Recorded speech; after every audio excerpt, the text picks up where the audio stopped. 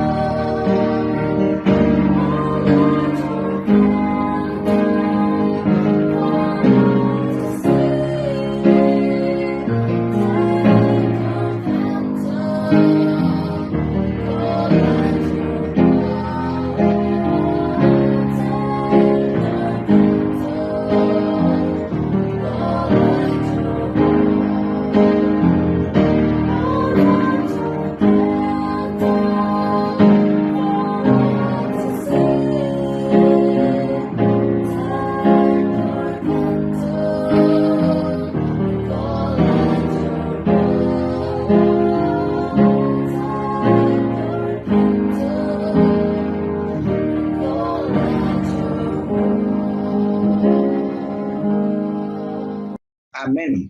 Mari kita tundukkan kepala, kita berdoa.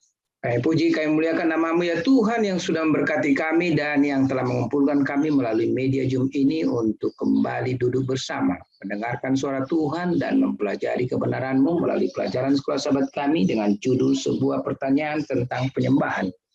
Dan hamba-Mu Pendeta Chandra Paulus, berkatilah ya Tuhan untuk memaparkan dan memimpin diskusi kami, sehingga demikian kami boleh dipersatukan dalam pengenalan akan Tuhan dan juga kami dipersiapkan untuk memiliki karakter, tabiat yang siap untuk menjadi warga kerajaan surga yang Kau sediakan.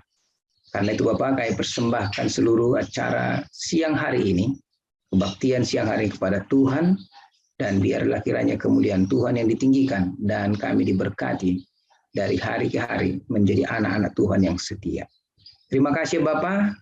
Bersama dengan kami melalui Roh Kudus-Mu, kami persembahkan doa ini di dalam nama yang kudus, Yesus Kristus yang adalah Tuhan dan Juru Selamat kami. Amin. Baiklah, saat ini hamba Tuhan Pendeta Paulus akan memberikan kepada kita pemaparan, dan setelah itu nanti kita akan mengadakan diskusi, dan bagi saudara-saudara yang ingin memberikan pertanyaan, boleh menggunakan chatting room atau raise hand. Untuk itu, mempersiapkan hamba Tuhan ini menyampaikan pemaparan, kita akan mendengarkan satu lagu tema yang akan diputarkan oleh operator kita.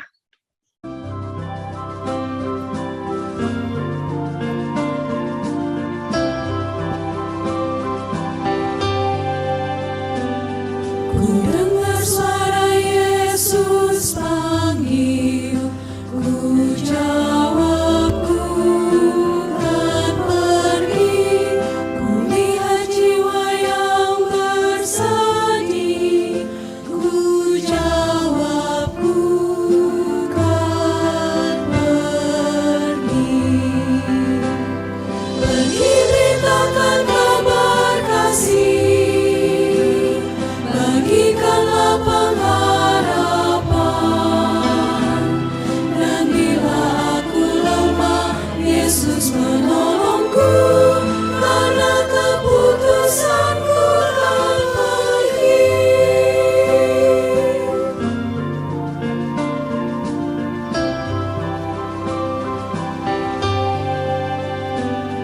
I hear the voice of Jesus calling. My answer is, I will go. I see the need of people crying. My answer is, I will go. I go to share the message of love. I go to share the blessed hope. But if I get discouraged, I call to Jesus help, because I have decided I will go.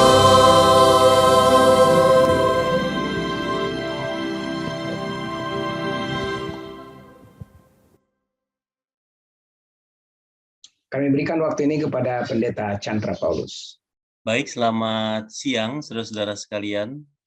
Terima kasih Pendeta Joseph Ringo-Ringo yang sudah memandu acara kita pada siang hari ini dan memberikan kesempatan dan waktu bagi saya untuk beberapa menit ini menyampaikan isi pekabaran dari pelajaran sekolah sahabat kita di hari Kamis, pelajaran yang ke-8 ini. Sudah barang tentu, saya berterima kasih juga untuk Koordinator Wilayah 11, Pendeta James Kursina, yang sudah menyampaikan kepada saya beberapa waktu yang lalu, mungkin minggu lalu itu Pendeta ya, hingga saya dapat mempersiapkan diri untuk membawakan pelajaran di hari Kamis ini. Saudara-saudara, pelajaran hari Kamis ini mungkin saya akan simpulkan secara ringkas sebagai berikut. Saya tidak akan mengulas lagi pelajaran dari mulai hari Sabtu malam, hari Minggu, dan seterusnya, tetapi saya akan menyimpulkan pelajaran di hari Kamis, yaitu yang bertemakan atau berjudul sebuah pertanyaan tentang penyembahan. Kalau kita belajar, saudara, di sepanjang minggu ini sebenarnya topik secara keseluruhan dari pelajaran minggu ini adalah pilihan. Memang hidup ini adalah sebuah pilihan. Dan kita tidak luput daripada itu. Pilihan yang benar akan membawa kita kepada kebenaran, kepada keselamatan. Tapi pilihan yang salah akan membawa kepada kita kebinasaan atau kematian yang kekal. Dan di dalam dunia kita ini hanya ada dua pilihan, tidak lebih. Dan kita dari dua ini harus menentukan satu. Mungkin banyak pilihan-pilihan yang lain, tapi yang saya ingin sebutkan di dalam Alkitab biasanya hanya dua. Antara baik dan jahat, atau benar dan salah, antara gelap dan terang, antara hitam dan putih. Jadi tidak ada pilihan ketiga, biasanya hanya dua pilihan. Dan saudara yang kekasih, kita harus menetapkan pilihan-pilihan tersebut dengan sebuah pilihan yang paling tepat. Itu sebabnya pilihan ini sudah terjadi sejak kita membuka mata kita dari tidur kita di malam hari. Jadi saat kita membuka mata kita di pagi hari, kita sudah diperhadapkan kepada pilihan-pilihan. Mau ke kanan apa ke kiri? Mau bangun dulu atau tidur sebentar lagi? Mau langsung mandi ataukah kita beristirahat sejenak sebelum mandi? Pilihan-pilihan ini menetapkan hal-hal yang biasa. Tapi pada siang hari ini, pilihan yang dimaksud adalah mencakup kehidupan yang kekal atau kematian yang kekal. Dan ini bukan hal yang mudah, saudara, untuk kita tetapkan. Kecuali kita berjalan bersama Kristus, maka pilihan kita akan mengarah kepada hal yang benar.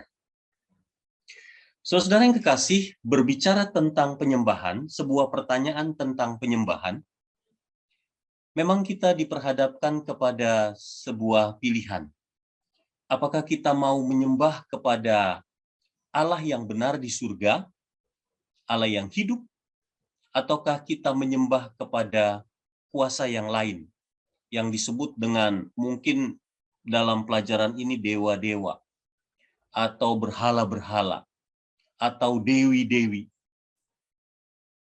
Yang mana yang kita akan pilih untuk kita sembah? Nah, Kitab Ulangan ini berbicara tentang bangsa Israel yang pada waktu itu berada di tengah-tengah budaya, kebiasaan, adat istiadat dari bangsa-bangsa lain di sekelilingnya. Suku-suku bangsa yang lain yang jumlahnya banyak. Kebanyakan dari mereka adalah penyembah-penyembah berhala yang jumlahnya kadang lebih dari satu. Sehingga itu disebut dengan penyembahan secara politeisme. Barang tentu poli ini majemuk lebih dari satu. Dan teis adalah Allah atau ilah. Jadi mereka biasanya menyembah banyak ilah-ilah. Tapi orang Yahudi berbeda. Mereka hanya menyembah kepada satu Allah di surga yang namanya Yahweh. Ini disebut dengan istilah monoteisme. Apabila kita ingin memperoleh keselamatan, maka kita harus menetapkan pilihan yang benar dalam hidup kita. Kalau orang Yahudi ingin diselamatkan oleh Tuhan, maka mereka harus setia kepada satu-satunya Allah yang disebut dengan Yahweh atau monoteisme. Dan ini bukan perkara yang mudah. Saudara, di akhir zaman ini juga kita akan diperhadapkan kepada hal yang demikian. Kalau kita membaca dengan perlahan di dalam kitab Wahyu pasal 14, ini adalah pekabaran 3 malaikat, pekabaran yang kita sedang bawa saat ini di pundak kita dari Gereja Masehi Advent hari yang ke-7. Wahyu pasal 14 ayat yang ke-7 bunyinya begini. Dan ia berseru dengan suara nyaring, takutlah akan Allah dan muliakanlah Dia, karena telah tiba saat penghakimannya. Kemudian bagian berikut, dan sembahlah Dia. Dia di sini dalam huruf kapital, berarti Allah yang benar itu. Dan sembahlah Dia yang telah menjadikan langit dan bumi dan laut dan segala mata air. Sampai di situ, saudara. Bunyi pekabaran malaikat yang pertama. Ada kata sembahlah dia dalam huruf kapital. Kalau kita menyembah kepada Allah satu-satunya yang disebut Yahweh, yang telah menciptakan langit, bumi, laut, dan segala mata air, berarti ini adalah Allah pencipta. Sudah barang tentu waktu kita menyembah kepada Allah pencipta kita sedang menyembah kepada Yesus Kristus. Karena Yesus Kristus adalah oknum kealahan yang dikatakan oleh Rasul Paulus, si pencipta itu. Kitab Kolose mengatakan di dalam dialah telah diciptakan segala sesuatu yang kelihatan dan yang tidak kelihatan, baik yang di bumi maupun yang di surga. Dan kitab Kejadian katakan, dia telah menciptakan itu dalam 6 hari dan berhenti pada hari ke-7. Maka hari ke-7 itu diberkati, disucikan, dan dia berhenti dari segala pekerjaannya, bukan karena lelah, tapi karena penciptaannya itu telah sempurna. Jadi itu sebabnya, saudara, waktu kita memelihara hari Sabat, hari ke-7 itu, kita sedang merayakan hari penciptaan. Penciptaan yang dilakukan oleh Yesus Kristus, dan dia berhenti pada hari yang ke-7 itu, karena hasil ciptaan tangannya telah sempurna. Dulu waktu saya belum bergabung dengan gereja Masehi Advent hari ke-7, saudara, saya menganggap gereja Advent adalah contoh dari gereja legalisme yang menganggap keselamatan itu oleh karena menurut hukum. Kenapa, saudara? Karena mereka, saya pikir, tidak pernah merayakan hari kelahiran Yesus Kristus yang disebut hari Natal. Jadi itu sebabnya saya pikir Advent ini benar oleh karena menurut hukum. Makanya mereka memelihara hari Sabat. Tapi agama yang saya percaya itu saya anggap benar dulu karena mereka percaya kepada Yesus di dalam iman. Makanya mereka merayakan hari kemenangan, hari yang pertama dalam minggu itu. Jadi itu sebabnya saya pikir dengan prasangka dan prejudis saya bahwa ajaran gereja Masehi Advent hari ke-7 ini tidak benar gitu. Namun saudara, pelajaran kita siang ini menekankan sebenarnya kalau kita ingin menyembah Allah dengan cara yang benar, sembahlah Allah pencipta itu, yang telah menciptakan langit dan bumi dalam 6 hari dan berhenti pada hari yang ke-7. Secara tidak langsung, gereja kita mengajarkan bahwa kita harus menyembah bukan hanya kepada Allah Bapa dan Roh Kudus, tapi juga kepada Allah Anak, Yesus Kristus pencipta itu. Dia telah menciptakan segala sesuatu di bumi ini, bahkan yang tidak kelihatan di surga termasuk malaikat-malaikat, dan dia ciptakan apa yang di bumi ini dalam 6 hari dengan sempurna. Lalu dia berhenti pada hari ke-7. Waktu kita merayakan itu, kita sedang meninggikan Yesus, bukan meninggikan kepercayaan orang Yahudi, saudara, yang legalisme itu. Jadi saya disadarkan, oh ya, berarti saya sudah keliru, saya sudah salah. Saudara, siang ini kita diajar untuk belajar dari firman Tuhan. Kalau kitab Ulangan pada pelajaran yang lalu menekankan bahwa hari Sabat itu adalah gambaran gabungan. Waktu kita berbakti di hari Sabat, sebenarnya kita sedang meninggikan bukan hanya Allah pencipta, kalau saudara masih ingat pelajaran minggu lalu itu, tapi juga Allah penebus, saudara. Maka saya katakan, saya disadarkan bukan hanya bergabung dengan gereja Masehi Advent hari ke-7 karena menyembah kepada Allah pencipta, tapi juga Allah penebus, yaitu Yesus Kristus. Jadi lengkaplah Allah yang kita sembah itu, saudara, pada waktu kita menyembah kepada Allah pencipta itu, sekaligus Allah penebus itu. Dan kita sedang menyembah kepada Allah yang benar, Allah yang monoteisme itu. Saudara yang kekasih, umat-umat Allah yang bergabung pada siang hari ini, seharusnya kita menyadari bahwa kita berbahagia menjadi umat Masehi Advent hari ke-7. Umat yang seharusnya berbeda. Umat yang seharusnya berbeda.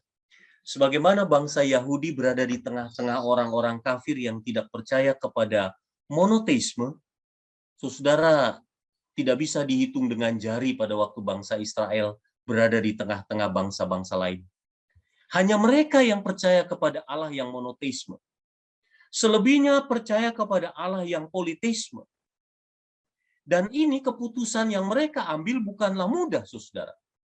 Berada dijepit di tengah-tengah bangsa-bangsa lain yang tidak percaya kepada Allah yang satu itu, monoteisme itu. Karena di sekelilingnya Allah yang politeisme. Mungkin ada yang menyembah lebih dari satu Allah. Maksudnya satu ilah. Satu berhala. Karena berhala-berhala itu banyak, saudara. Kalau kita ke Athena, katanya ke Yunani, atau ke India. Ini kata sebuah buku yang saya kutip. Bukan kata-kata saya. Maka katanya lebih banyak patung berhala daripada manusia. Ada berbagai jenis berhala di Athena itu, sehingga orang yang menyembahnya juga jadi bingung. Nah, waktu Paulus pergi ke Athena, saudara ingat di Kisah pasal 17 itu, ada satu yang tidak dibuat patungnya,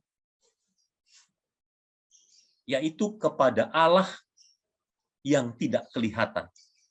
Lalu Paulus mengambil ilustrasi itu menjadi sebuah gambaran, kepada Allah itulah aku tunduk menyembahnya.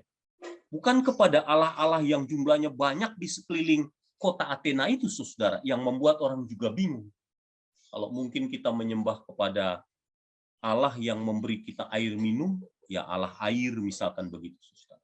Kalau kita menyembah kepada Allah yang menurunkan sinar matahari yang hangat ke tubuh kita, maka kita menyembah Allah matahari. Kalau kita menyembah kepada kesuburan tanah, maka ada Allahnya kesuburan dari tanah itu. Jadi Allah itu banyak jumlahnya berbeda-beda. Tapi kepada Allah yang tidak kelihatan, yang disembah oleh Rasul Paulus itu, Rasul Paulus mengarahkan orang-orang Athena untuk menyembah kepada Allah itu, saudara, di dalam iman. Jadi siang hari ini, saudara yang kekasih, kita harus berbeda. Berbeda dari antara orang-orang yang ada di sekeliling kita. Bukan supaya kita eksklusif, merasa diri paling benar sendiri, lalu menghakimi orang-orang lain yang ada di sekitar kita yang kita anggap sebagai orang-orang yang tidak benar karena menyembah kepada ilah yang tidak benar. Tapi sesungguhnya, saudara, Kitab Wahyu pasal 14 ayat 7 tadi katakan, saatnya sudah tiba hari penghakiman. Itu sebabnya sembahlah Allah yang menciptakan langit, bumi, laut, dan segala isinya. Kalau buku Matius pasal 28 ayat 19 dan 20 katakan, pergi ke seluruh dunia. Jadikan segala bangsa muridku. Baptiskan mereka di dalam nama Bapa, Anak, dan Roh Kudus. Dan ajar mereka untuk memahami pengajaran yang sebenarnya ini. Kita harus pergi ke seluruh dunia di saat kegelapan sedang merajalela, saudara. Di saat orang-orang sedang meninggikan ilah-ilah gantinya Allah yang sesungguhnya, kita harus tinggikan Allah yang sesungguhnya di dalam pekabaran 3 malaikat ini. Tidak ada jalan tengah. Pilihan itu hanya 2 atau lebih. Hanya 1 dari antara 2 maksud saya, atau lebih. Dan 1 ini memang benar-benar pilihan yang sesungguhnya kita ikuti. Karena di dalamnya ada kebenaran. Jadi tidak ada jalan tengah dari bagian pelajaran kita 1 minggu ini diulangi kembali. Karena kalau jalan tengah berarti kita sedang berkompromi dengan kesalahan. Kalau kita suam, saudara, itulah jalan tengah. Maka sesungguhnya orang yang suam itu sama dengan apa? Sama dengan dingin. Seharusnya kita panas, kata Alkitab. Kalau kamu suam, kata buku Wahyu itu, maka ujungnya kita akan dimuntahkan dari mulut Allah. Tapi kalau kita panas, maka kita akan tiba di dalam kehidupan yang kekal. Jadi saudara-saudara, kalau kita dingin, sudah pasti kita tidak akan diterima oleh Tuhan. Apalagi, maksudnya kalau kita dingin. Tapi kalau suam pun jalan tengah, maka kita akan juga sama nasibnya dengan yang dingin tadi. Tidak diterima dalam kehidupan yang kekal. Jadi siang ini, saudara, sebagai kesimpulannya, marilah kita menjadi penyembah-penyembah yang panas, penyembah yang berjalan di atas kebenaran, tidak berkompromi dengan kesalahan sedikit pun.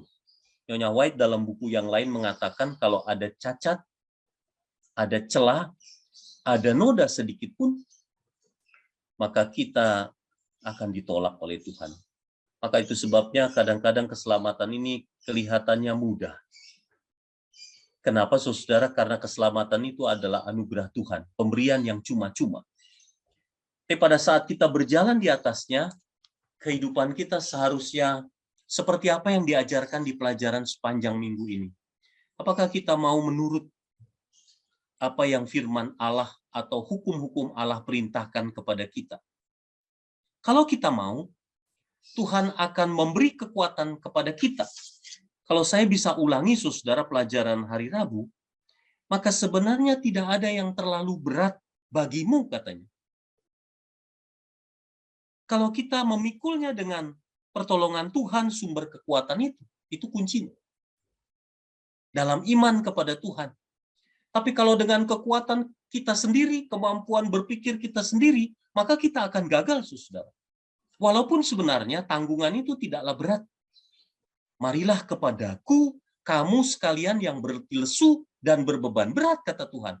Kita harus melangkahkan kaki kita datang dekat kepada salib Kristus.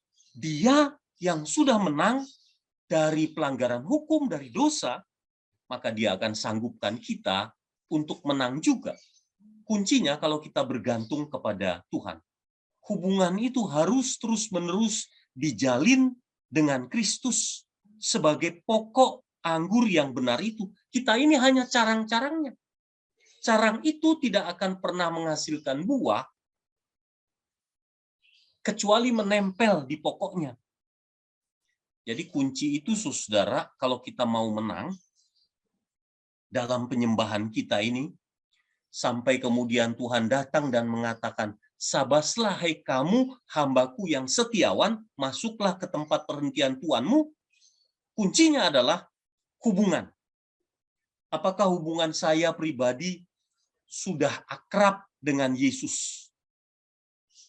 Kalau belum akrab, tidak connect, siapapun kita, saudara, termasuk saya dan rekan saya Pendeta Hursina, rekan saya Pendeta Ringo-Ringo, kalau masih mengandalkan kekuatan sendiri, kita akan tertinggal di bumi ini, saudara. Kita tidak akan pernah menjadi penyembah-penyembah yang benar di mata Tuhan. Ini contoh sebenarnya banyak di luar dari pelajaran sekolah sahabat kita ini. Waktu dua orang datang ke hadapan Tuhan di bait suci itu. Satu orang Farisi dan satu ahli Taurat. Satu orang Farisi dan satu pemungut cukai. Orang Farisi ini tentunya berdiri di depan gereja, di bangku yang paling depan dari bait suci itu, karena dia merasa bahwa dia orang yang benar.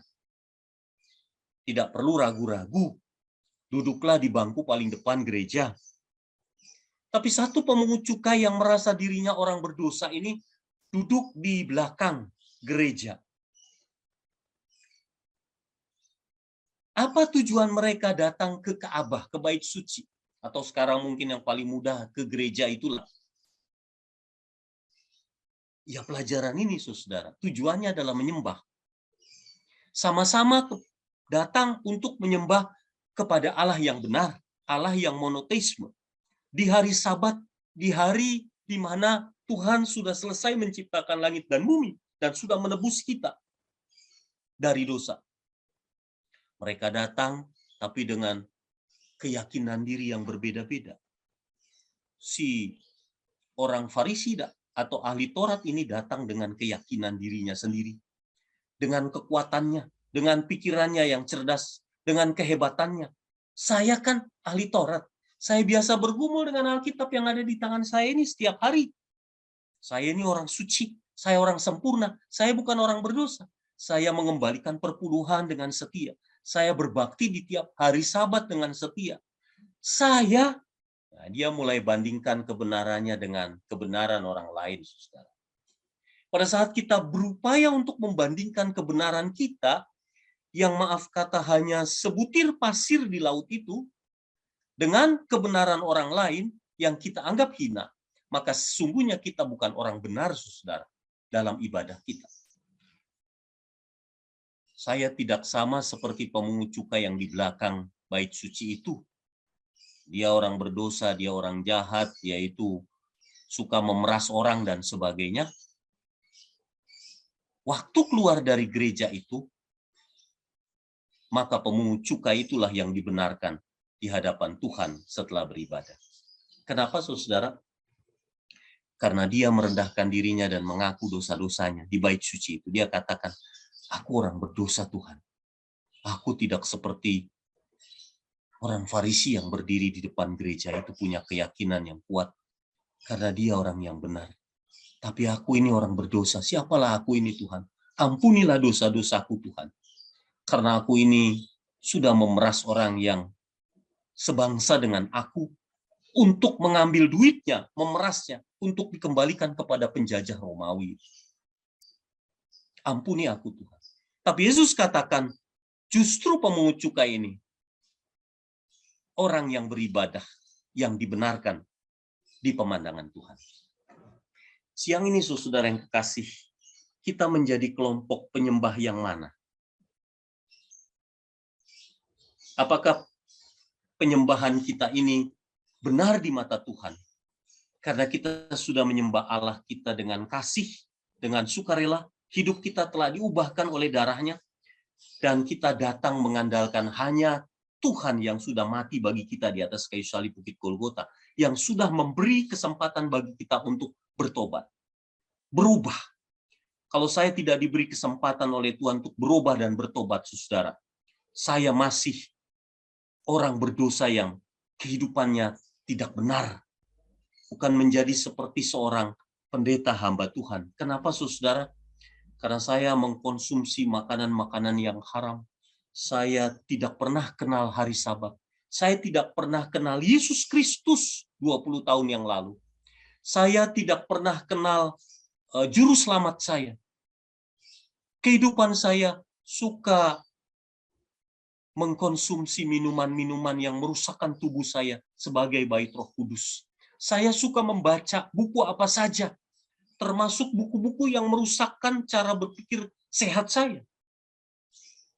Kalau Tuhan tidak memberi anugerahnya kepada saya, diberi kesempatan kepada saya hari ini untuk bertobat, saya tidak bisa menjadi seperti sekarang ini. Tapi walaupun saya sudah menjadi seperti sekarang ini, menjadi hamba Tuhan, ingat saudara, menit demi menit, detik demi detik, hari demi hari, minggu demi minggu, bulan demi bulan, tahun demi tahun, saya harus terus bertobat. Saya harus terus berubah. Saya harus terus beribadah kepada Tuhan untuk semakin menjadi serupa dengan Kristus dalam tabiat. Kalau tidak, saya pun tidak layak menjadi serupa dengan Kristus dan diselamatkan pada waktu Tuhan datang. Kiranya pelajaran pada siang hari ini, saudara, akan menjadi berkat rohani bagi kita yang sedang beribadah kepada Tuhan.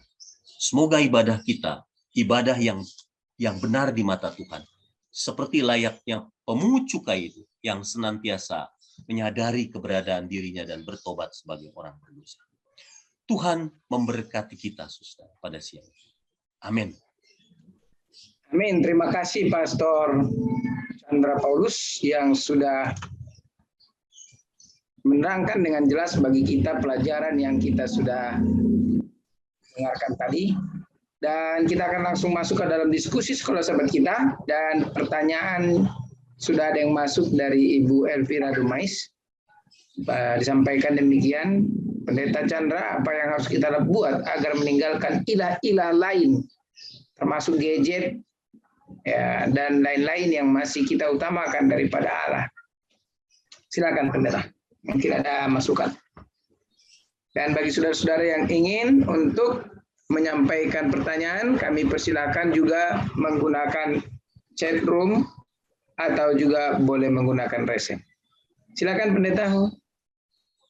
Baik, terima kasih Pendeta Ringo-Ringo dari Ibu. Siapa tadi ya Pak? Ibu Elvira Dumais ada dalam apa kita? Iya. Kita. Ibu Elvira Dumais. Bagaimana caranya kita bisa meninggalkan ilah-ilah lain? Salah satu caranya adalah ya seperti yang saya sudah bahas tadi, Ibu Dumais. Kita harus memiliki hubungan yang benar terlebih dahulu dengan Tuhan kita. Kita harus menyadari keberadaan kita. Sesungguhnya kita ini selamat oleh karena anugerah Tuhan, kebaikan Tuhan. Kalau pelajaran kita sepanjang minggu yang berjalan ini maupun minggu lalu, saya ingat, di dalam 10 perintah Allah itu, preambulnya, pembukaannya itu dimulai dengan, ingatlah bahwa sesungguhnya kamu dulunya adalah orang yang diperbudak, bangsa yang diperbudak di negeri Mesir, kira-kira begitulah bahasa yang sederhananya, saudara. Kenapa diingatkan itu? Sesungguhnya dulu kamu adalah bangsa yang diperbudak di negeri Mesir. Nah, sekarang pertanyaannya, kalau kita ingin meninggalkan ilah-ilah lain, Ibu Dumais, saya berpikir bahwa kita harus menyadari terlebih dahulu, siapa kita ini sebenarnya? Sungguhnya kita ini dulu adalah orang yang tidak beruntung seperti saya ceritakan dari kesaksian hidup saya tadi. Kalau saya tidak menerima anugerah Yesus Kristus dan bergabung dengan gereja ini, mungkin saat ini saya tidak berada di dalam kebenaran lagi, saudara. Karena saya hidup dalam kehidupan yang sembrono. Dulu saya makan apa saja yang saya suka, minum apa saja yang saya suka. Saya suka mengkonsumsi rokok. Kadangkala ya, walaupun tidak kecanduan, saya suka menonton film-film di gedung bioskop yang saya mau apa saja. Yang kadang-kadang saudara itu mempengaruhi cara berpikir saya. Mungkin menjadi kotor, maaf kata. Sukanya berkelahi mungkin karena saya suka film cerita-cerita silat, saya mengkonsumsi komik-komik silat, yang sebenarnya itu tidak memiliki faedah yang positif dalam kehidupan rohani saya. Tidak menambah ibadah saya lebih dekat kepada Tuhan. Selesai saya membaca buku-buku seperti itu, menonton tontonan-tontonan yang diputar di gedung bioskop, bukan hanya di TV, saudara, tidak ada batasnya, tidak ada sensornya. Maka cinta kepada firman Allah Alkitab yang saya pegang ini, tidak ada, saudara. Susah bagi saya untuk memahami cerita Alkitab yang berat ini. Selesai saya membaca buku-buku picisan itu, komik-komik dan sebagainya, novel-novel. Novel apa saja saya baca. Pikiran saya dikotorkan. Ibu Dumais bisa bayangkan, kalau saya suka mengkonsumsi hal demikian, lalu kemudian Tuhan izinkan saja, biarkan saja, mungkin saya selamanya hilang dari kebenaran ini, saudara. Waktu Yesus datang, saya tidak pernah siap secara rohani. Saya tidak pernah membaca Alkitab ini dengan sukacita. Waktu dulu. Walaupun status saya 10 tahun Kristen. Sebelumnya saya Konghucu, tidak mengenal apa-apa. Tapi waktu 10 tahun di kekristenan pun saya tidak mengenal Alkitab ini dengan baik, dengan benar. Jadi saya ingat ini, Bu Dumais, kalau saya kembali flashback ke belakang, bahwa dulu kehidupan saya tidak benar, dan sekarang saya sudah hidup di dalam kebenaran, itu sebabnya saya tidak ingin kembali kepada jalan yang salah. Kalau mungkin Ibu Dumais menyadari bahwa Dulunya saya ini bangsa Mesir, hidup di negeri Mesir yang tidak kenal kebenaran, seperti orang Yahudi, diperbudak dengan keinginan-keinginan daging, hawa nafsu, cabul, dan sebagainya, maka saya sudah diselamatkan keluar dari Mesir itu. Sesungguhnya kita harus berterima kasih kepada Tuhan kita.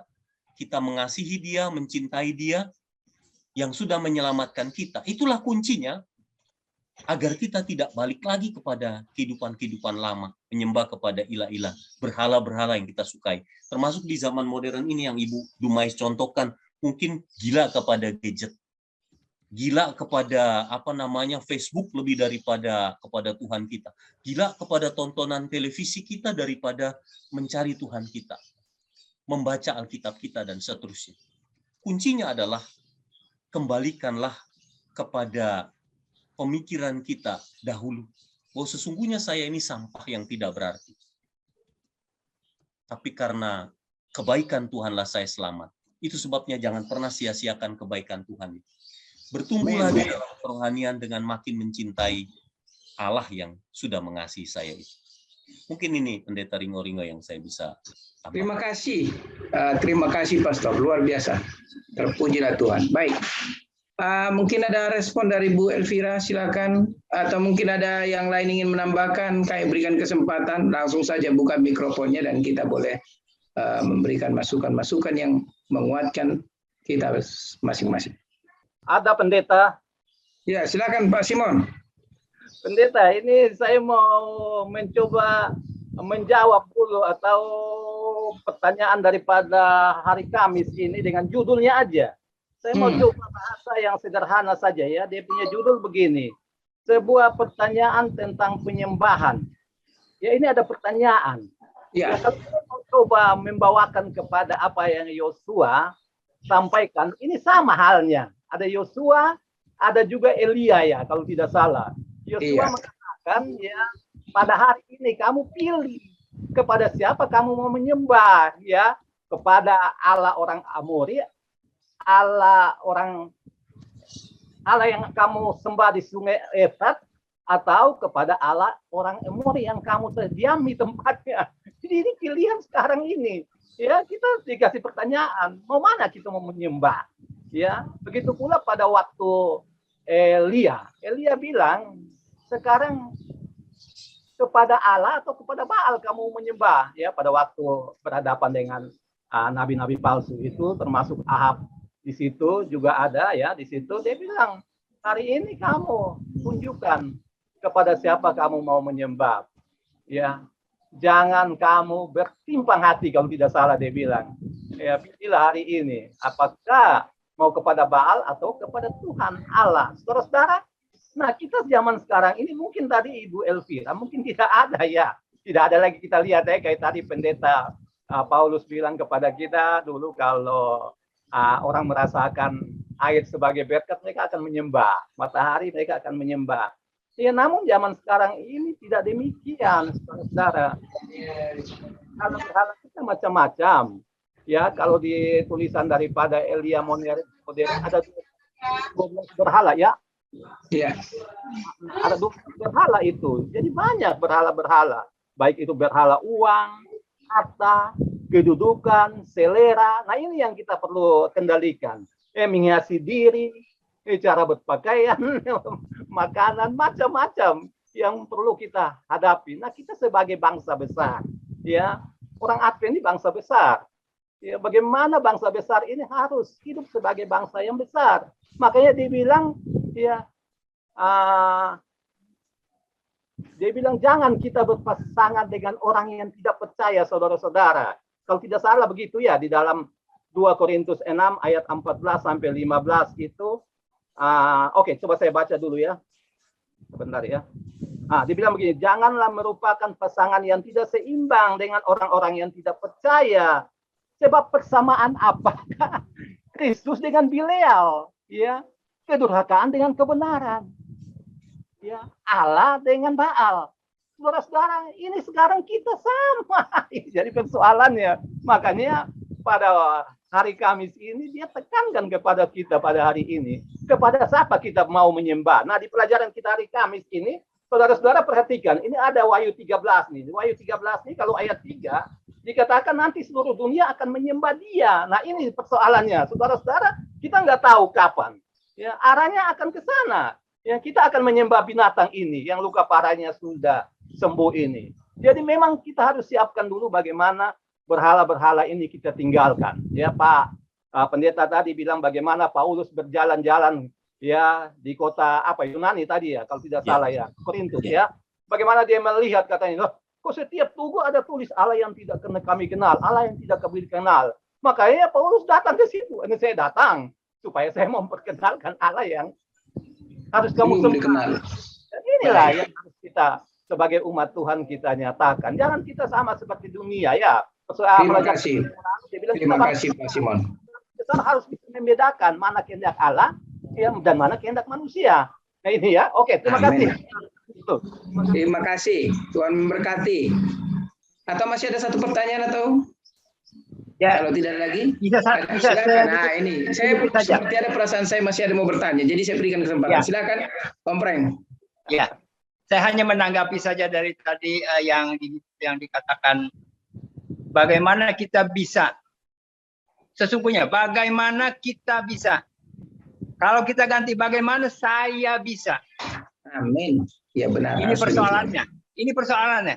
Kalau kita mau ikut zaman dulu, zaman sekarang, zaman ini kan diciptakan oleh Tuhan. Tetapi keadaan dulu, nah kita harus memikirkan itu. Kalau kita bisa bilang, keadaan dulu dengan keadaan sekarang berbeda. Orang dulu kita bisa katakan masih terkebelakang. Orang sekarang lebih pintar, sudah lebih pintar. Tetapi bagaimana gaya pikir kita? Ya, jadi itu harus kita yang menyatakan. Kita yang harus mengukur bagaimana saya dekatnya dengan Tuhan. Bagaimana saya, Pak James ini bisa berdekatan dengan Tuhan setiap hari. Begitu kita melek mata, apa yang kita lihat? Ya kan? Begitu kita dengar, apa yang harus kita dengar? Begitu kita makan, apa yang harus kita makan? Itu sesungguhnya pertanyaan itu harus diri kita sendiri yang kita jawab. Kalau kita punya iman yang tadi dikatakan atau benar atau baik, itu mempunyai konotasi yang agak sedikit berbeda. Baik, banyak orang baik. Apakah dia benar di mata Tuhan? Itu yang menjadi pertanyaannya. Itu saja mungkin. Terima kasih. Terima kasih, Om Preng. Terima kasih semua. Kita berikan kesempatan kepada Pastor Paulus atau Chandra Paulus untuk menyampaikan closing statement dari pembahasan kita atau diskusi kita pada siang hari ini. Saya berikan kesempatan. Silakan, Pendeta. Baik, saudara yang kekasih, mungkin tidak bisa secara keseluruhan saya membahas apa yang dibahas tadi berkenaan dengan ilah-ilah. Jadi apa yang tadi Pak Simon terangkan, saya pikir sudah melengkapi apa yang ditanyakan oleh Ibu Elvira Dumais ya. Iya. Saya pikir pertanyaan Ibu Elvira Dumais telah membuka wawasan kita bahwa memang ada banyak begitu macam berhala di dunia kita ini ya. Iya. Termasuk penggunaan waktu kita juga bisa menjadi berhala. Bahkan juga perhiasan yang ada di tubuh kita barangkali. Kadang-kadang umat Advent di acara-acara yang biasa dalam ibadah mungkin kita tidak gunakan itu, tapi kadang-kadang di acara-acara pesta kita gunakan. Jadi kadang-kala banyak juga hal-hal seperti ini yang menyebabkan menjadi berhala-berhala kesayangan kita. Mungkin juga hal-hal yang lebih kita cintai daripada Tuhan kita, bahkan melampaui perintah-perintahnya yang seharusnya kita lakukan, jadi kita langgar, sebenarnya ini sudah menjadi berhala kesukaan kita, berhala kesenangan kita. Jadi itu sebabnya, saudara yang kekasih, tidak ada cara lain untuk meninggalkan hal-hal seperti ini kecuali kita memiliki membina hubungan yang baik senantiasa dengan Tuhan kita yang di surga. Apabila hubungan kita baik dengan Tuhan kita yang di surga, otomatis saudara kita akan menjadi orang yang tanpa disuruh suka menyelidiki firman Tuhan. Dengan menyelidiki firman Tuhan, hari lepas hari kita akan semakin dalam memahami kebenaran Alkitab ini yang ada di tangan kita. Kita tidak akan pernah membiarkan tulisan-tulisan roh nubuat yang ada di perpustakaan rumah tangga kita masing-masing berdebu, tidak kita pernah sentuh, tidak pernah kita baca. Mungkin ada banyak jenisnya, tetapi seringkali tidak ada waktu bagi kita untuk menyentuhnya. Hal itu tentunya bagi orang yang memiliki hubungan yang akrab dengan Tuhan akan selalu penasaran, saudara, untuk mulai mengambil waktu, bermeditasi, menggunakan waktu lebih banyak untuk mendalami firman Allah, suka berdoa, mengikuti semua pertemuan-pertemuan ibadah dan sebagainya, Zoom yang diadakan. Mumpung sekarang ini masih pandemi COVID, saudara, akan lebih banyak waktu kita mendapat pengetahuan firman Allah lebih dalam dari saat kita masih offline. Kenapa? Karena kita bisa memilih pertemuan apa saja yang kita mau. Bukan sekedar untuk menambah wawasan kita atau pengetahuan kita, saudara, tapi untuk lebih dalam berhubungan dengan Tuhan kita yang di surga. Ini yang Ibu Dumais tanyakan. Sehingga dengan mencintai Tuhan kita, satu-satunya Allah yang benar itu dalam hidup kita, maka otomatis, saudara, ilah apapun, termasuk kesenangan-kesenangan kita yang tersembunyi dari orang lain, itu mampu kita kalahkan, kita tinggalkan dengan pertolongan Tuhan. Semoga pelajaran kita ini boleh menguatkan iman kita. Lebih kuat, lebih dipersiapkan buat menyambut kedatangan Tuhan yang sudah dekat. Yang saya yakin tinggal beberapa tahun lagi barangkali, saudara. Mari kita lebih bersungguh-sungguh di dalam iman. Tuhan memberkati kita. Amin. Amin. Baik, terima kasih. Kita akan menutup acara ini dengan doa tutup, tapi sebelumnya kita akan mendengarkan lagu pujian yang akan dibawakan atau diputarkan oleh operator kita.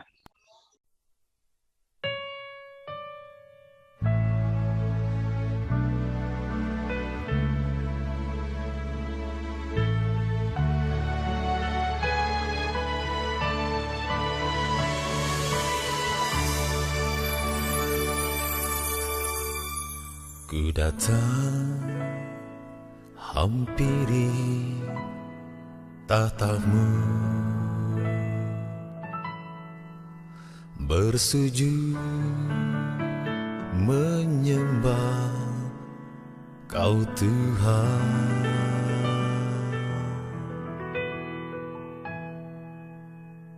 Ku datang tersungkur di hadapan-Mu, beri hormat dan puji dan kemuliaan hanya bagi-Mu.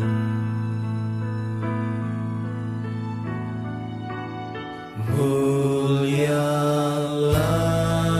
Engkau Tuhan, mulialah nama-Mu di bumi, di surga selamanya.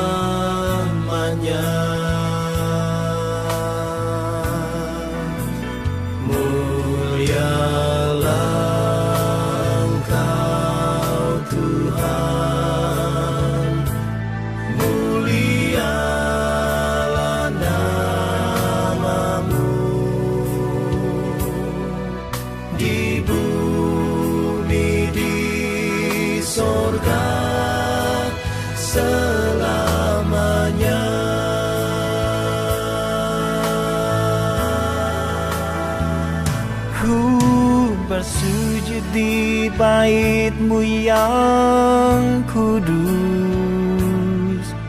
ku memuji-muji nama-Mu Tuhan. Ku bersyukur dengan segenap hatiku, segenap jiwaku.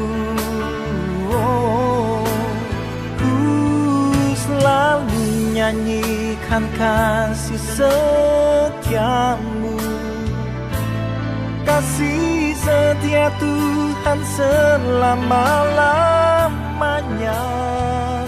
Oh, betapa Betapa mulia nama-Mu Tuhan di seluruh bumi.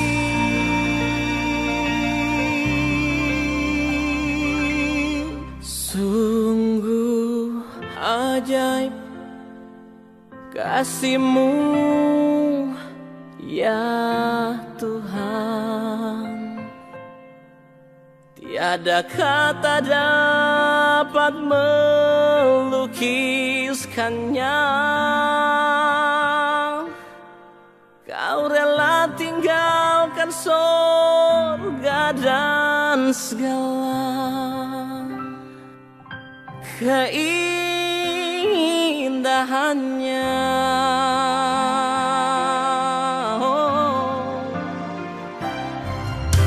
Datang ke dunia ini menderita, mati bagiku di bukit Kalvari. Oh, sungguh besar karya-Mu ya Tuhan, selamatkanku.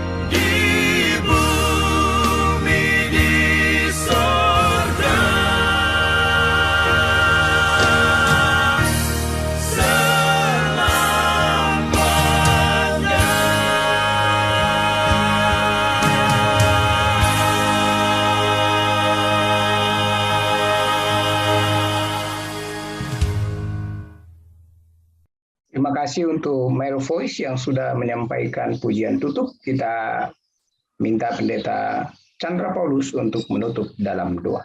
Kita bersatu di dalam doa pada siang ini.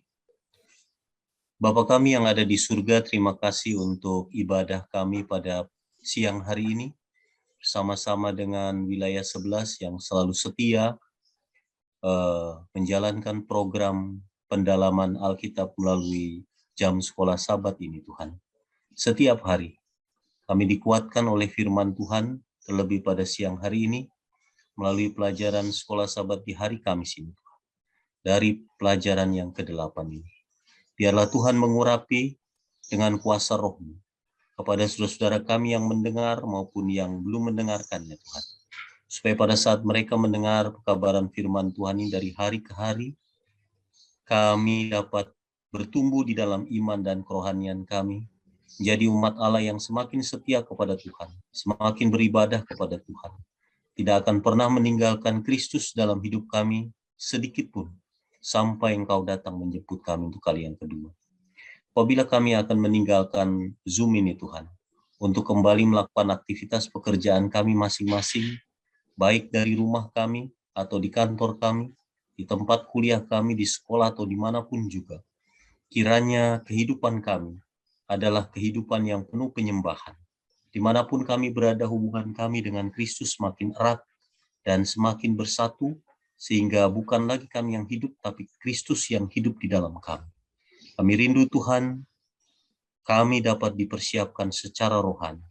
Kapanpun Tuhan datang kembali untuk kali yang kedua, kami rindu untuk disiapkan untuk menyambut kedatangan-Mu dan diselamatkan, memperoleh kehidupan yang kekal bersama-sama dengan keluarga kami, seisi keluarga kami semuanya, masuk ke dalam kerajaan surga yang Tuhan sediakan. Inilah pengharapan dan doa kami Tuhan. Terimalah sembah kami pada siang hari ini, ampuni dosa dan kesalahan kami, di dalam nama Tuhan Yesus Kristus, yang sudah menjadi juru selamat dan penebus kami persembahkan doa ini. Amin. Saya ingin mengucapkan selamat bertemu kembali dengan saudara dan saudari yang saya kasih dalam Yesus Kristus yang sudah mengambil waktu, sudah meluangkan waktu kembali untuk bersama-sama dengan kami di Jemaat Fisdat untuk mempelajari firman Tuhan, mendengarkan sabda Tuhan yang akan dapat membantu kita untuk memiliki kekuatan di tengah-tengah dunia yang seperti terus-menerus seperti melemahkan gitu ya. Baik saudara sekalian, seperti biasa kita akan mempelajari pelajaran sekolah sahabat kita, dan pada saat ini kita memiliki satu judul yang cukup cukup menarik ya, bagaimana Tuhan menyatakan kepada kita semua bahwa penurutan ya, bagaimana kita dimintakan untuk supaya memiliki satu kehidupan, kita dimintakan untuk menuruti kehendak Tuhan, menuruti perintah-perintahnya, dan perintah-perintah tersebut tidaklah terlalu berat atau tidaklah berat bagimu. Dan seberapa berat atau tidak beratnya, mari kita lihat ya pelajaran kita pada saat ini. Perintah itu tidaklah berat atau not too hard for you. Inilah pelajaran kita pada saat ini. Baik, kita langsung saja dengan membaca. Ulangan 30 dibuka dengan pernyataan di mana Tuhan mengatakan apa yang akan terjadi jika orang-orang bertobat dan berbalik dari jalan-jalan mereka yang jahat. Betapa indahnya janji yang tetap ditawarkan kepada mereka juga. Bacalah Ulangan 30 ayat 1-10. Apakah janji-janji yang diberikan Tuhan kepada mereka? Meskipun faktanya ini berbicara tentang apa yang akan terjadi pada mereka jika mereka tidak menurut, apa yang diajarkan hal ini kepada kita tentang kasih karunia Allah? Ulangan 30 ayat 1-10 katakan, firman Tuhan berkata, maka apabila segala hal ini berlaku atasmu, yakni berkat dan kutuk yang telah kuperhadapkan kepadamu itu, dan engkau menjadi sadar dalam hatimu. Ini poin sekali lagi ya. Dari kemarin dari waktu-waktu yang lalu sampai saat ini kita selalu ulang-ulangi mendengar kata sadar dari dalam hati kita ya. Dan apabila engkau menjadi sadar dalam hatimu di tengah-tengah segala bangsa kemana Tuhan Allah menghalau engkau, apabila engkau berbalik kepada Tuhan, kita sudah mempelajari kata berbalik, syuf ya, syuf berbalik, bertobat. Itu artinya berbalik, pindah arah yang apa? Tadinya mengarah ke sini, kita apa? Berbalik dari arah yang salah tersebut. Apabila engkau berbalik kepada Tuhan Allahmu dan mendengarkan suaranya, sesuai dengan segala yang kuperintahkan padamu pada hari ini, baik engkau maupun anak-anakmu, dengan segenap hatimu dan dengan segenap jiwamu, ya, maka Tuhan Allahmu akan memulihkan keadaanmu dan akan menyayangi engkau. Nanti kita akan lihat kenapa saya tekankan ayat yang ketiga ini ya. Tuhan Allahmu akan memulihkan keadaanmu dan engkau. Ia akan mengumpulkan engkau kembali dari segala bangsa. Ya. Sekalipun, ayat 4, sekalipun orang-orang terhalau daripadamu ada di ujung langit, dari sana pun Tuhan Allahmu akan mengumpulkan engkau kembali. Dari sana pun, dan ia akan mengambil engkau. Dia akan membawa engkau masuk ke negeri yang sudah dimiliki nenek moyangmu, dan engkau akan memilikinya juga. Ya, ayat 6, itulah ayat inti dari jadi apa? Ulangan 30 ayat 1-10. Intinya itu yang berada kita sudah pelajari tadi malam ya, di tengah-tengah kata syuf, berbalik bertobat, maka intinya itu adalah ayat 6 ini. Dan Tuhan Allahmu akan menyunat hatimu dan hati keturunanmu, sehingga engkau mengasihi Tuhan Allahmu dengan segenap hatimu dan dengan segenap jiwamu, supaya engkau hidup. Tuhan Allahmu akan menjatuhkan segala sumpah serapah itu pada musuhmu dan pembencimu yang telah mengejar engkau. Engkau akan mendengarkan kembali suara Tuhan dan melakukan segala perintahnya yang kusampaikan kepadamu pada hari ini. Tuhan Allahmu akan melimpahi engkau dengan kebaikan dalam segala pekerjaanmu, dalam buah kandunganmu, dalam hasil ternakmu, dan dalam hasil bumimu. Sebab Tuhan Allahmu akan bergirang kembali karena engkau dalam keberuntunganmu, seperti ia bergirang karena nenek moyangmu dahulu. Apabila engkau mendengarkan suara Tuhan Allahmu dengan berpegang pada perintah dan ketetapannya yang tertulis dalam kitab Taurat ini, dan apabila engkau berbalik pada Tuhan Allahmu dengan segenap hatimu dan dengan segenap jiwamu. Ya. Nah, teman-teman, kita akan lihat ya, siapa kira-kira yang pada saat Musa menuliskan hal ini ya, siapa kira-kira yang ada dalam pikiran Musa tentang nenek moyang yang mana apa? Tuhan bergirang ya. Tuhan bergirang karena mereka yang apa? Berbalik. Siapa kira-kira contoh? Siapa contoh nenek moyang yang berbuat salah lalu kemudian berbalik kepada Tuhan dan apa? Tuhan bergirang karena orang tersebut. Nanti kita akan lihat siapa, apakah itu Abraham mungkin, Anda mungkin siapa lagi ya? Mungkin Ishak, mungkin Yakub. Ya, nanti kita akan lihat ya siapa ya. Salah satu nanti kita pelajari ya. Hal itu, pelajaran kita katakan, hal itu pastilah sangat menghibur untuk didengarkan. Namun, intinya bukanlah bahwa tidak ada masalah jika mereka berpaling daripada apa yang Allah perintahkan kepada mereka. Tuhan tidak menawarkan kepada seseorang kasih karunia murahan. Ya, tidak murah. Jika ada, itu seharusnya menunjukkan kepada mereka kasih Allah, dan dengan demikian sebagai respons mereka akan mengasihi Dia. Menyatakan kasih mereka dengan taat kepada apa yang Tuhan sampaikan kepada mereka untuk dilakukan. Jadi dengan kata lain, apa yang Tuhan janjikan itu adalah conditional, ada syaratnya. Harus ada respons. Kenapa? Tuhan tidak paksakan kita untuk apa ya? Untuk memiliki satu kehidupan yang baik, kalau dalam hati kita sendiri kita tidak mau apa? Memiliki satu kehidupan yang baik. Jadi satu kehidupan yang baik itu adalah satu respons daripada kemurahan Tuhan bagi kita. Bacalah Ulangan 30 ayat 11 sampai 14 ayat lanjutannya. Apa yang Tuhan katakan kepada mereka di sana? Janji mendasar apa yang ada dalam ayat-ayat ini dan ayat-ayat perjanjian baru apa yang dapat Anda pikirkan yang merefleksikan janji yang sama, merefleksikan. Sebab ya Tuhan katakan ya, sebab perintah ini yang kusampaikan kepadamu pada hari ini tidaklah terlalu sukar bagimu, tidak pula terlalu jauh. Kenapa? Tidak terlalu jauh perintah tersebut, karena perintah itu sudah dalam hati, yang kita akan lihat ya. Tidak jauh. Ayat 12, tidak di langit tempatnya sehingga engkau berkata, siapakah yang akan naik ke langit untuk mengambilnya bagi kita dan memperdengarkan kepada kita supaya kita melakukan perintah Allah ya. Juga tidak di seberang laut tempatnya sehingga engkau berkata, siapakah yang akan menyeberang ke seberang laut untuk mengambilnya bagi kita dan memperdengarkannya kepada kita supaya kita melakukannya. Tetapi firman itu sangat dekat kepadamu, yakni di dalam mulutmu, di dalam mulutmu dan di dalam hatimu untuk dilakukan. Dengan bahasa yang indah dan logika yang tidak bisa dipertanyakan, perhatikan seruan ayat-ayat ini. Tuhan tidak sedang meminta dari mereka sesuatu yang terlalu berat untuk dilakukan. Perintah Allah tidaklah terlalu sulit atau misterius untuk mereka pahami. Bukan juga perintah itu terlalu jauh dari jangkauan mereka untuk dicapai. Perintah itu juga bukanlah sesuatu yang berada di langit, sangat jauh sehingga orang lain harus mendapatkannya untuk mereka.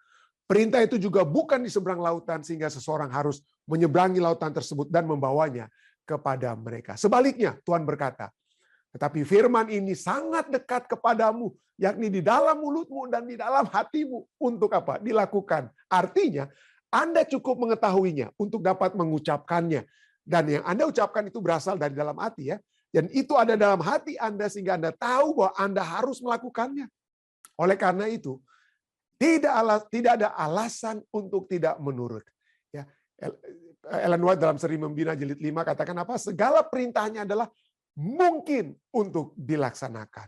Faktanya, Rasul Paulus mengutip beberapa ayat ini dalam konteks keselamatan dalam Kristus, yaitu Paulus menyebut mereka sebagai contoh pembenaran oleh iman. Lihat dalam Roma 10 ayat 6 sampai dengan yang 10. Dan kemudian, setelah ayat-ayat dalam ulangan ini, anak-anak Israel diberitahu untuk memilih kehidupan atau kematian, berkat atau kutuk. Dan jika oleh kasih karunia dan oleh iman, mereka memilih hidup, mereka akan mendapatkannya. Dan itu juga adalah hal yang tidak berbeda dengan kita pada saat ini ya. Tidak berbeda dengan kita saat ini. Kenapa? Allah menginginkan kehidupan bagi kita semua. Allah ingin kita hidup.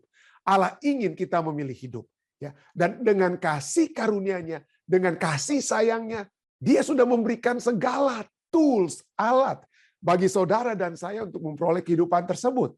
Tidak sukar. Kenapa? Karena kehendak dan perbuatan untuk menurut itu dapat kita minta kepada Tuhan. Kenapa? Karena Allah yang menyayangi kita. Ya.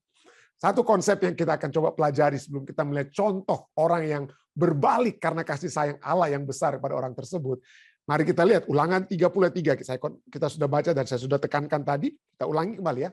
Maka Tuhan Allahmu akan memulihkan keadaanmu dan akan menyayangi engkau. Ia akan mengumpulkan engkau kembali dari segala bangsa kemana Tuhan Allahmu telah menyerahkan engkau.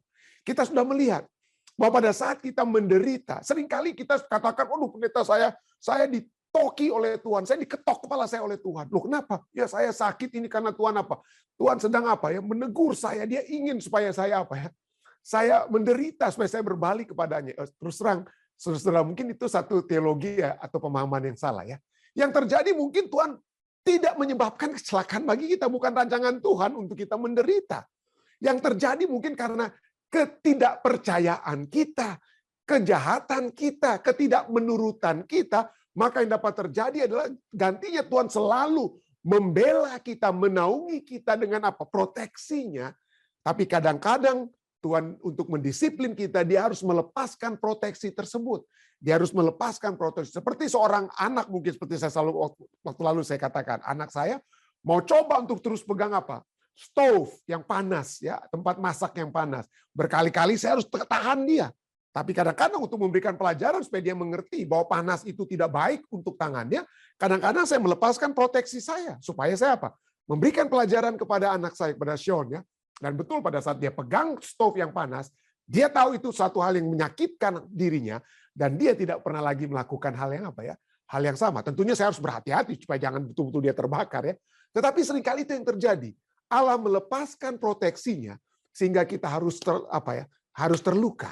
Harus terluka. Tapi yang melukai itu bukan Allah, tapi kemauan kita. Setan yang menawarkan begitu banyak hal-hal duniawi dan kita terjerumus ke dalamnya dan kita menderita sakit, kita menderita dan lain hal-hal yang kita tidak inginkan. Tetapi Allah kita bukan dalam bisnis untuk menyakiti kita. Bisnisnya adalah menyayangi kita dan memulihkan kita.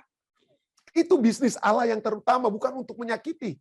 Ya, kata menyayangi, compassion, mercy, itu bahasa Ibraninya raham, ya, raham, to love, to have compassion. Dan setiap kali kata raham ini dimunculkan di dalam kitab Alkitab Perjanjian Lama, misalnya dalam kitab Yeremia 30 ayat 18, Anda juga dapat lihat dalam Yeremia 33 ayat 26, maka kata raham ini itu selalu berhubungan dengan kata apa? Dipulihkan. Ya, misalnya Yeremia 30 ayat 18, beginilah firman Tuhan, sesungguhnya aku akan memulihkan keadaan kemah-kemah Yakub, dan aku akan mengasihani, aku akan raham tempat-tempat tinggalnya. Kota itu akan dibangun kembali di atas reruntuhannya. Jadi Allah yang raham, Allah yang raham. Kita sering mendengar ya, Allah yang apa ya? Allah yang rahim dalam bahasa apa? Dalam bahasa Arab ya, rahim ya. Rahim itu rahim bukan hanya kandungan ya, tapi rahim itu adalah juga raham, compassionate. Ya, jadi Allah adalah Allah yang menyayangi, Allah yang memulihkan, Allah yang memulihkan. Dia rindu kita dipulihkan. Bagaimana caranya saudara dan saya dipulihkan? Yaitu pada saat kita apa? Pada saat kita berbalik kembali atau kembali kata syuf. Dan kita yang berbalik kembali itulah goal utama Tuhan yang raham. Tuhan yang raham. Nah, saya katakan tadi ya, kata raham dalam bahasa Ibrani ini berhubungan dengan kata hampir karena bahasa Arab dengan Ibrani ya hampir banyak miripnya. Misalnya bahasa rahim untuk bahasa Arabik, misalnya kita sering mendengar saudara-saudari Muslim kita berkata apa ya? Bismillahirrahmanirrahim. Ya, artinya in the name of Allah, di dalam nama Allah, the most gracious ya. The most gracious artinya Rahman, lalu the most merciful, yang penyayang itu Rahim. Ya. Ya, Bismillahirrahman rahim itu artinya merciful ya. Nah, kenapa Allah yang menyayangi ini, Allah yang rahim atau raham ini, dia selalu ingin saudara dan saya itu apa ya? Berbalik untuk kembali ya. Dan kita lihat bukan hanya dalam kitab Alkitab menuliskan kata menyayangi dengan apa? Menyayangi dengan kata memulihkan, tetapi seringkali juga kata menyayangi, Allah yang menyayangi itu berhubungan dengan kata berbalik. Raham itu berhubungan dengan syuf, kata yang kita sudah pelajari tadi malam ya. Jadi misalnya Mika 7 ayat 19, biarlah ia kembali, biarlah ia berbalik, biarlah ia berubah pikiran, biarlah ia apa? Dikatakan sini, biarlah ia kembali menyayangi kita. Allah yang apa? Berubah pikiran. Tadinya Allah yang membiarkan proteksinya, tapi biarlah dia kembali memproteksi kita. Biarlah ia kembali, biarlah ia syuf, menyayangi kita. Syuf, raham dengan kata lainnya. Biarlah ia kembali menyayangi kita, menghapuskan kesalahan-kesalahan kita, dan melemparkan segala dosa-dosa kita ke dalam tubir-tubir laut. Dan kalau Anda lihat konteks dari Mika 7 ayat 19, Anda lihat bahwa inilah doa daripada Nabi Mika. Dia ingin Tuhan apa? Tuhan balikkanlah, kembalikanlah apa? Marahmu itu dibalikkanlah Tuhan. Jadi jangan lagi marah-marah. Biarlah terjadi perubahan pikiran, perubahan rancangan yang radikal, dan itu berdasarkan keputusan Allah secara pribadi, dan bukan berdasarkan adanya kebaikan yang ditunjukkan oleh umat manusia. Bukan. Kalau kita lihat Mika 7 ayat 19, biarlah ia menghapuskan kesalahan dosa kita. Jadi kesalahannya itu masih ada, pelanggaran-pelanggaran kita masih ada, tapi pada saat kita meminta, walaupun pelanggaran itu masih ada, tapi kita dapat minta kepada Tuhan. Jangan kita pikir, aduh nanti Tuhan saya belum masuk gereja. Oh, kenapa belum mau masuk gereja, saudara? Oh, karena saya masih melakukan dosa ini, pendeta. Nanti setelah saya berhasil mengalahkan dosa, baru saya akan kembali ke gereja. Nah, itu mungkin nggak akan pernah berhasil Anda kembali ke gereja kalau itu yang terjadi. Yang harus kita lakukan bukan Anda mengusahakan untuk menghilangkan kesalahan tersebut, tapi Anda minta ampun kepada Tuhan. Walaupun mungkin Anda belum berhasil melemparkan segala kesalahan dan dosa kita. Kenapa? Karena kesalahan dan dosa-dosa kita itu hanya Tuhan yang bisa lemparkan. Kita sebagai manusia yang berdosa, dari sononya, dari hatinya, hati kita itu jahat semata-mata. Hanya hati yang baru yang Tuhan berikan, itulah yang dapat menggantikan, sehingga kuasa surga itulah yang akan melemparkan segala kesalahan dan dosa kita itu ke dalam tubir laut. Jadi jangan pikir-pikir nanti setelah saya berhasil mengalahkan dosa. Tidak. Minta tolong Tuhan untuk mengalahkan dosa-dosa tersebut. Ya, minta tolong kepada Dia. Dialah. Dan biarlah Dia memproteksi kita. Hanya dengan proteksi Tuhan tersebut, maka kita tidak lagi dapat memiliki keinginan untuk berdosa. Dan kalau kita lihat secara konteksnya, itulah Mika 7. Tadi saya sudah baca ayat 19. Mari kita lihat ayat 18. Siapakah Allah seperti engkau yang mengampuni dosa dan yang memaafkan pelanggaran dari sisa-sisa miliknya sendiri yang tidak bertahan Yang tidak bertahan dalam dukanya untuk seterusnya, melainkan berkenan kepada kita kasih setia. Biarlah Ia kembali menyayangi kita, menghapuskan kesalahan-kesalahan kita, dan melemparkan segala dosa kita ke dalam tubir laut. Tapi ini semua terjadi kenapa? Karena seperti yang Mika katakan, Tuhan itu tidak bertahan dalam murkanya untuk seterusnya. Tuhan kita itu bukan pemarah yang terus-menerus akan dendam, marah, dan lain sebagainya. Dia tidak senang dengan dosa-dosa kita. Dia tidak suka kalau kita terus berdosa. Dan dia sedih dan dia marah kalau kita yang mengaku sebagai anak-anaknya itu terus berdosa. Tetapi dia lebih yang bertahan dari Allah itu bukan kemarahannya, tetapi kasihnya yang setia. Yang kekal itu adalah kasih setianya. Kemarahannya itu tidak kekal, saudara ya. Kemarahannya itu tidak untuk seterusnya. Jadi inilah, kalau kita lihat kembali dari ayat-ayat yang dalam Ulangan 30 ayat 90 ya. Tuhan, Ulangan 39, Tuhan Allahmu akan melimpahi engkau dengan kebaikan dalam segala pekerjaanmu, dalam buah kandunganmu, dalam hasil ternakmu, hasil buah bumi, sebab Tuhan Allahmu akan bergirang kembali karena engkau dalam keberuntunganmu, seperti Ia bergirang karena nenek moyangmu dahulu. Siapa dia? Nanti kita akan lihat ya.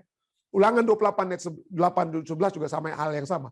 Tuhan akan melimpahi engkau dengan kebaikan dalam buah kandunganmu, dalam hasil ternakmu, dalam hasil bumimu, di tanah yang dijanjikan Tuhan dengan sumpah pada nenek moyangmu untuk memberikannya kepadamu. Diulang-ulang terus. Jadi dengan kata lain, hal yang terutama bagi Allah bukan Dia melepaskan proteksinya dari kita supaya kita dapat disiplin, supaya kita kena batunya, dengan kata lain ya, bahasa manusianya. Tetapi hal yang terutama bagi Allah adalah berkat yang Dia berikan kepada kita, dan bukannya kutuk. Dan berkat itu apabila kita memiliki respons, kita kita berbalik, dengan kata lain, kita berbalik kepadanya, mendengarkan suara Tuhan, berpegang pada perintah dan ketetapan yang tertulis dalam kitab Taurat. Kita berbalik kepada Tuhan dengan segenap hati kita dan segenap jiwa kita. Berbalik, berkat dan hidup. Berbalik, berkat dan hidup diberikan kepada kita. Tidak sukar dan tidak apa? Mudah ya. Tidak sukar, itu mudah dan tidak terlalu jauh. Ulangan 30 ayat 6 ya. Tuhan yang akan lakukan itu ya. Tuhan akan menyunat hatimu dan hati keturunanmu sehingga engkau mengasihi Tuhan Allahmu dengan segenap hatimu dan dengan segenap jiwamu supaya kita hidup. Nah, ada satu nenek moyang orang-orang Yahudi yang Allah sangat bergirang kepadanya. Ya, Allah sangat bergirang padanya. Allah memberikan kehidupan dan berkat yang berlimpah kepada dia. Nah, kalau saya ingin secara lebih spesifik, di antara 12 anak Yakub, siapa yang paling terkenal? Kira-kira ya. Mungkin kalau kita sudah sempat membahas pelajaran filsafat khusus tentang salah satu anak Yakub ini ya.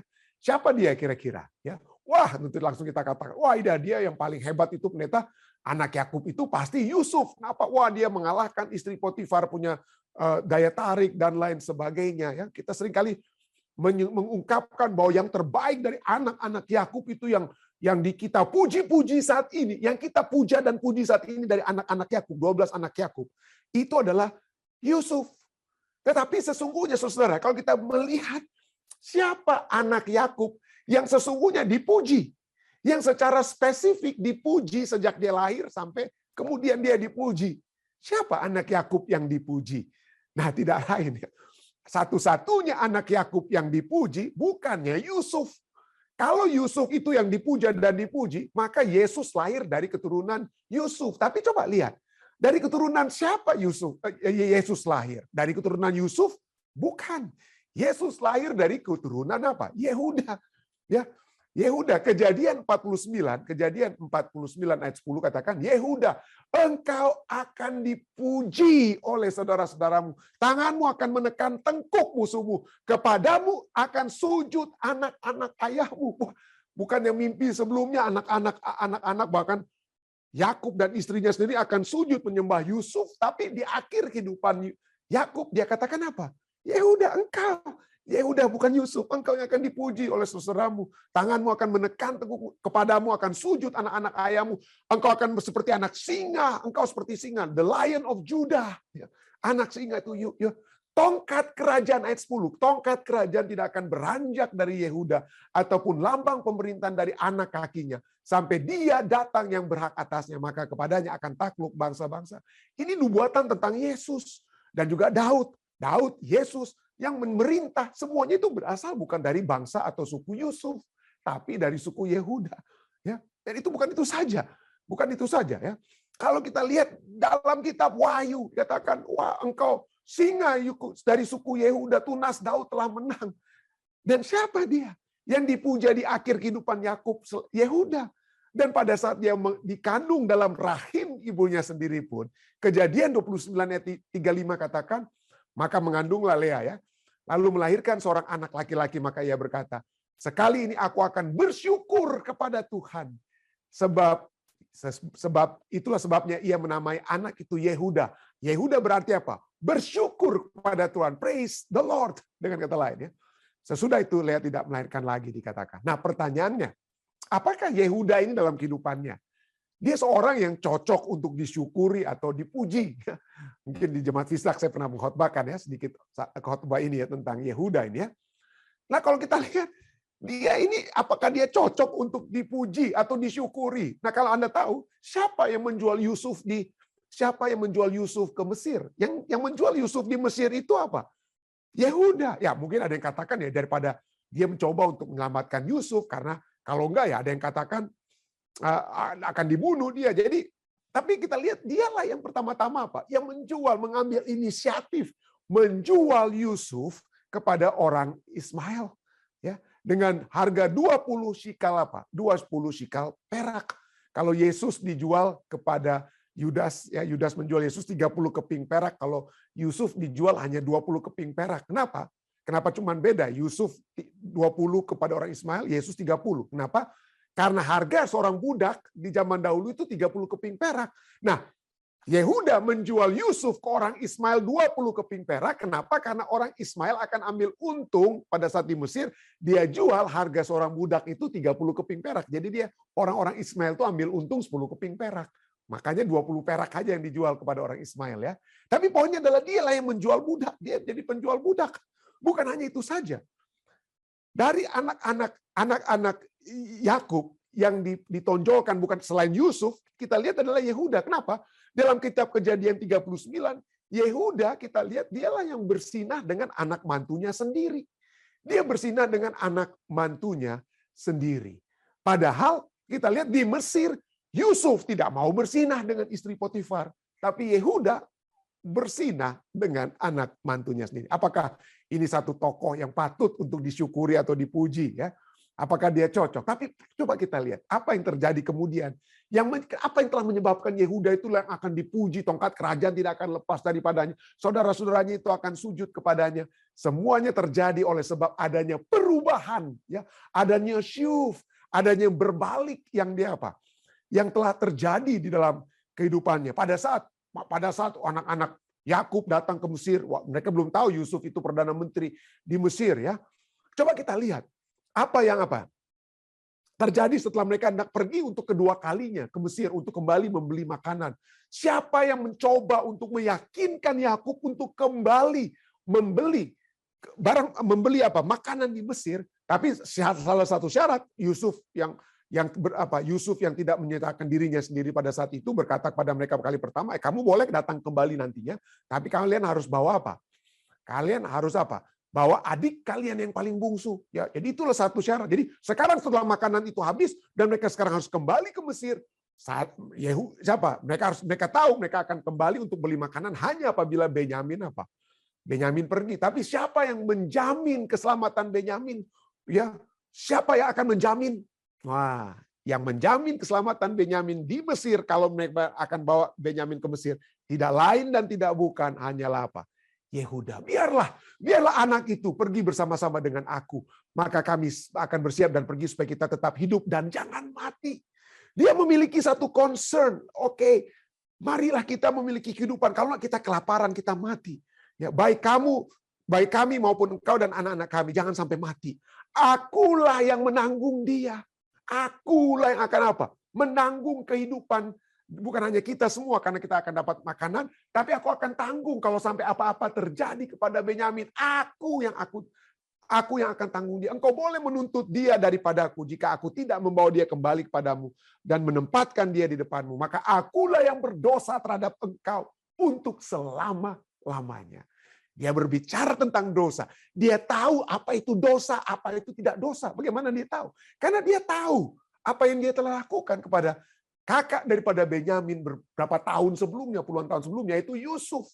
Dia tahu mana yang dosa, mana yang tidak dosa. Jadi itulah, dia berani dia sudah berbalik, dia sudah mengetahui apa itu dosa. Dan pada saat Yusuf kemudian mencoba untuk menahan Benyamin, apa yang terjadi? Wah, siapa yang kembali datang membela Benyamin pada saat itu di hadapan pemimpin Mesir ini, yaitu si Yusuf yang mereka belum kenal saat itu. Siapa yang berbicara kepada Yusuf saat itu? Tidak lain dan tidak bukan adalah Yehuda. Baiklah hambamu ini tinggal menjadi budak, tuanku, menggantikan anak itu. Biarlah aku yang gantikan dia. Jadi dia rela untuk jadi juru selamat, saudara. Rela menggantikan orang lain supaya anggota keluarga mereka tidak kelaparan hidup di tempat mereka, supaya Benyamin dapat dikembalikan kepada Yakub orang tuanya. Biarlah aku, dia katakan, biarlah aku ini tinggal menjadi budak tuanku menggantikan anak itu. Biarlah anak itu pulang bersama-sama dengan saudara-saudaranya. Sebab masakan aku pulang kepada ayahku apabila anak itu tidak bersama-sama dengan aku tidak akan sanggup melihat nasib celaka yang akan menimpa ayahku. Tadinya dia yang menjadikan Yusuf korban, tapi sekarang dia rela untuk berkorban. Dia rela untuk berkorban, saudara ya, untuk kehidupan orang lain. Kenapa? Karena dia sudah berbalik. Kehidupan yang sudah berbalik. Dan kita sudah tahu akhir kisahnya. Yusuf memperkenalkan diri mereka, disuruh panggil, ya, disuruh panggil ayah mereka dan kemudian ayah mereka ya, Ayah mereka datang untuk pergi kemana? Kembali ke Mesir ya. Tapi coba kita lihat siapa yang disuruh oleh Yakub untuk memimpin perjalanan mereka. Kejadian 46 ayat 28 katakan, Yakub menyuruh Yehuda berjalan lebih dahulu mendapatkan Yusuf. Supaya Yusuf datang ke Goshen menemui ayahnya. Sementara itu, sampailah mereka ke tanah Goshen. Coba kita lihat. Dialah yang menjadi apa? Pemimpin. Dialah yang menjadi pemimpin. Kenapa dia menjadi pemimpin? Karena dia rela untuk berkorban untuk kehidupan orang lain. Dan sifat pengorbanan ini adalah satu hal yang berbalik 180 derajat dari apa yang terjadi sebelumnya. Jadi dari anak-anak Yakub, siapa? Kita lihat yang terutama. Yakub mungkin memiliki apa? Mimpi. Yusuf maksud saya. Yusuf memiliki mimpi. Aku bermimpi tampak matahari, bulan, dan 11 bintang sujud menyembah apa? Menyembah kepadaku. Tapi coba kita lihat berkat yang datang kepada Yudas, Yehuda maksud saya. Kejadian 49 ayat 8 katakan, Yehuda, engkau akan dipuji oleh saudara-saudaramu. Kepadamu akan sujud anak-anak ayahmu. Kenapa ini terjadi? Karena kehidupan yang berbalik. Kehidupan yang kembali kepada Tuhan. Saya berdoa, kiranya kehidupan yang berbalik kepada Tuhan inilah yang telah menjadi satu hal yang membuat Allah bergirang. Oleh sebab umat-umat yang bertobat seperti Yehuda yang bertobat ini, yang menyebabkan Tuhan berkata dalam kitab Ulangan, aku bergirang seperti kepada nenek moyangmu. Kiranya juga pada saat saudara dan saya, kita berbalik, bertobat. Ya, kita tidak mengulangi kesalahan-kesalahan yang sama yang kita lakukan. Seperti Yesus berkata, go and sin no more, then sin no more we do. Kita tidak lagi melakukan tersebut. Bukan dengan kuat kuasa kita, tetapi dengan kuat kuasa Tuhan. Maka ketahuilah, kita akan menjadi orang-orang yang diberkati Tuhan. Kiranya Tuhan memberkati kita pada saat kita berbalik, bertobat, kembali kepadanya. Saya bawa ini dalam nama Yesus. Amin.